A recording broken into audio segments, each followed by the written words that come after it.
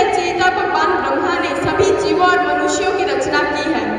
लेकिन सृष्टि की तरफ जब ब्रह्मा जी देखते हैं तो उस समय ब्रह्मा जी को चारों तरफ सुनसान और शांत माहौल नजर आता है। इसलिए उन्हें महसूस होता है कि कोई कुछ बोल क्यों नहीं रहा है, जिसे देखकर ब्रह्मा जी मायूस हो जाते हैं। जिसके बाद ब्रह्मा जी ने भगवान विष्णु से अनुरोध किया कि और विष्णु जी ने कमंडल से पृथ्वी पर जल का छिड़काव किया और उस जल के द्वारा पृथ्वी हिलने लगी। पृथ्वी के हिलने के बाद एक अद्भुत शक्ति मां सरस्वती के रूप में प्रकट हुई।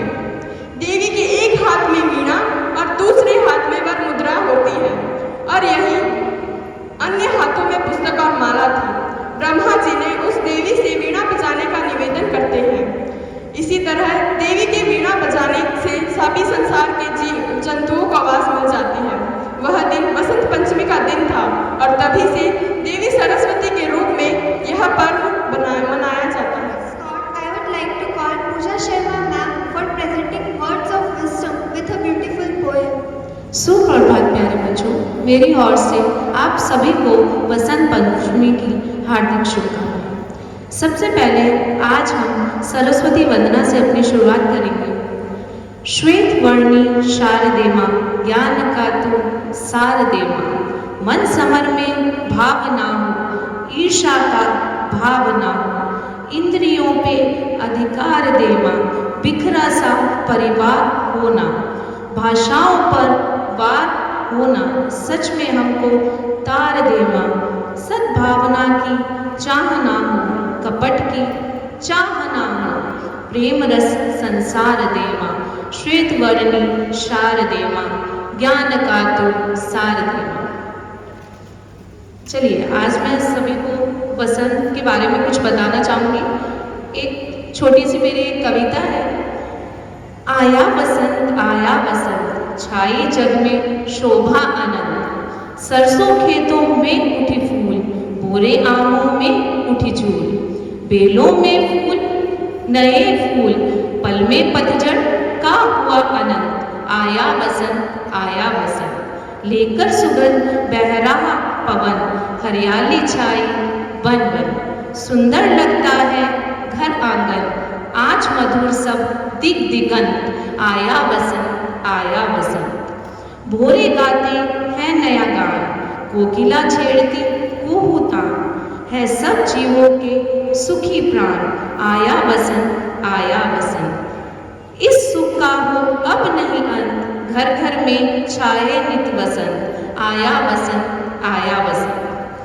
वसंत की सुंदरता और चारों ओर की खुशी दिमाग को कलात्मक बनाती है और आत्मविश्वास के साथ नए कार्य शुरू करने के शरीर को ऊर्जा देती है। सुबह में चिड़ियों की आवाज़ और रात में चांद की चांदनी दोनों ही बहुत सुहावने, ठंडे और शांत हो जाते हैं। आसमान बिल्कुल साफ दिखता है और हवा बहुत ही ठंडी और तरोताज़ा करने वाली होती है। वसंत के आगमन पर किसान नई फसलों के पकने का इंतजार करने लगते हैं और सरसों के पीले पीले फूल खिल खिल कर खुशी व्यक्त करते हैं। सरसों के सिट्टे तो आप जानते होंगे ना।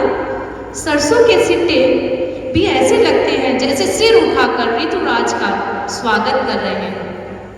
सरोवर में कमल के फूल खिलकर इस तरह पानी को छिपा लेते हैं जैसे मनुष्य को संकेत देते हैं कि अपने सारे दुखों को समेटकर खुलकर जिंदगी का आनंद लें। आसमान में पक्षी किलकारियां मारकर वसंत का स्वागत करते हैं और खुशियां मनाते हैं। और हमें भी इसी तरह अपने जीवन को वसंत की तरह ही रखना है कि हमारे आने पर सब, जिस तरह वसंत के आने पर सब खुश होते हैं, उसी तरह हमारे आने पर सब खुश रहें, सब तरफ चारों तरफ शांति हो। आया वसंत छाई जग में शोभा न। धन्यवाद। Pooja ma'am for enlightening us. You all might be thinking why we are in this yellow attire, but do you know the importance of yellow color? To present these words in classical dance form, I would like to call our dance group.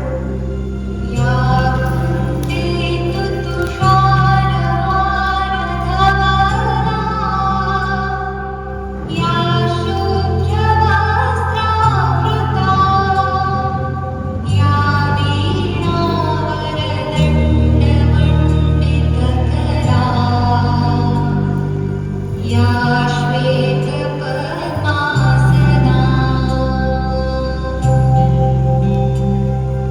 या ब्रह्माच्युतशङ्करप्रभृतिः